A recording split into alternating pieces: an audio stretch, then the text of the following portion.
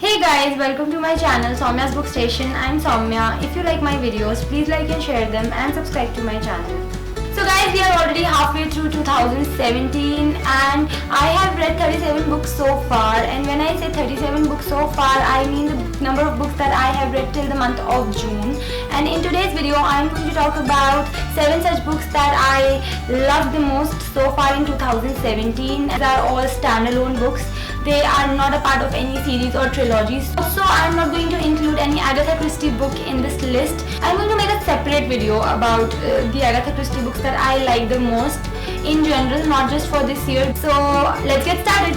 The Night Train at Deoli and Other Stories by Ruskin Bond. This is a collection of short stories, and this book is semi-autobiographical. That is to say that some stories have been narrated and some stories are being told in the first person by Ruskin Bond himself. The effect of this book is quite pleasing for a reader, because this is a book that has so much simplicity and so much charm, and I use these words a lot when I talk about a Ruskin Bond book, because I don't know any better words to describe his works. And this year, this is one of those books that really took my breath away. If you want to read a collection of short stories that you want to enjoy and you want to read over a cup of tea or coffee, this is one such book that is particularly perfect. I've Got Your Number by Sophie Kinsella.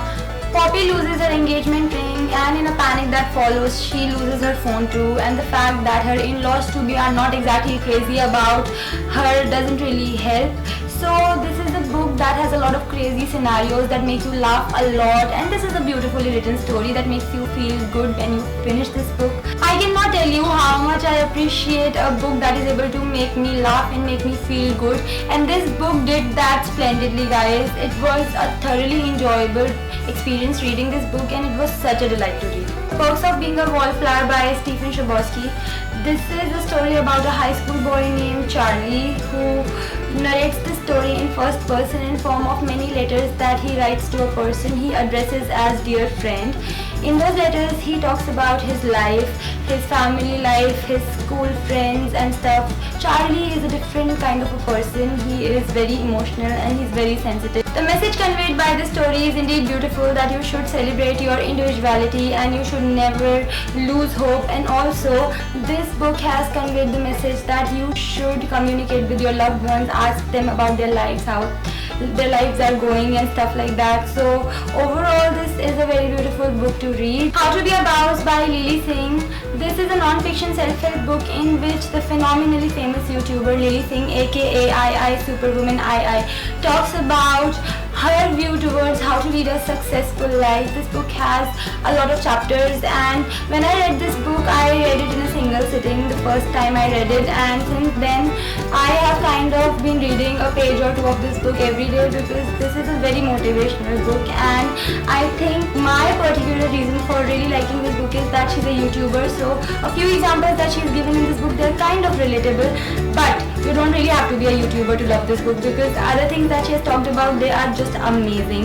In this book, she has promised in the very beginning that this doesn't consist any shortcuts to success, but practical ways to achieve what you want to achieve. And this is a very engaging book, and as I said, very motivational also, and she has written it in a very personal kind of a style that makes it very relatable too. I also did a detailed review of this book on my channel, and if you would like to check it out, I'll leave the link in the description box. Baz by Anuja Chauhan. This is a story which is set in the time when war broke out between Pakistan and Bangladesh.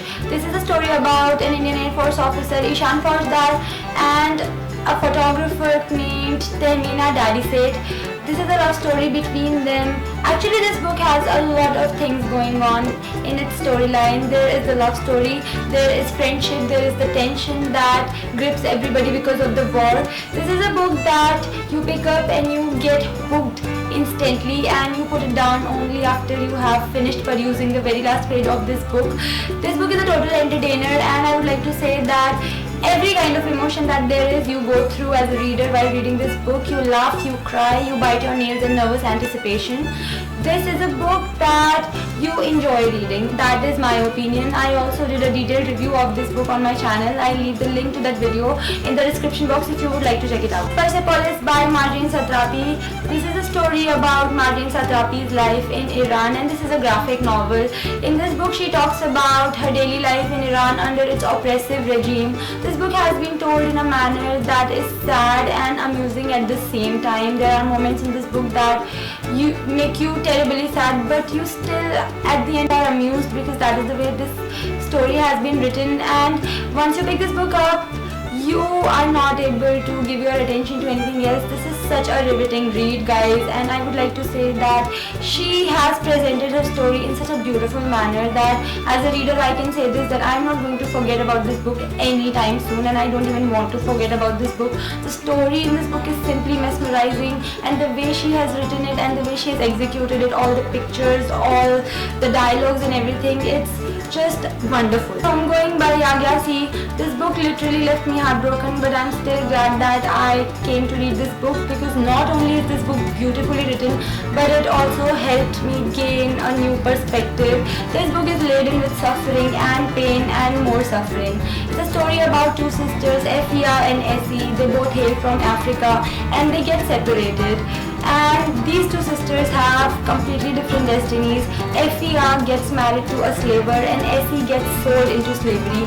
And this difference in their respective destinies also shapes up the destinies of the generations to come in their respective families. Yagyasi has painted the scenarios in this book so vividly that it was like all of the story was unfolding right in front of my eyes. I think this is a must-read book, and this is a book that should not be missed. I think if you haven't read these books, then I would say that you should go for at least one of these books, and if possible then all of these books. They are just wonderful and they are my favorite. Like so far in 2017, these are the books that I love the most. Do let me know in the comment section which are your favorite books so far for 2017. I would love to know that.